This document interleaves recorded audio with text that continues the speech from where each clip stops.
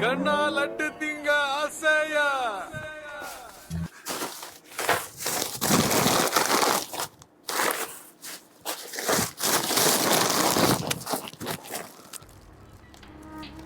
அண்ணா எனக்கு காரப்பொரி சாப்பிடும் போல இருக்குண்ணா.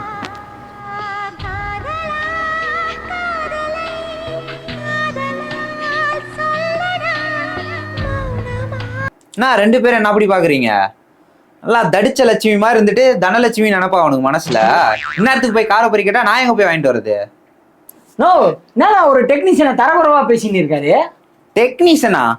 நான் டெக்னீஷியன் நீயே? Sureshkumar production coordinator.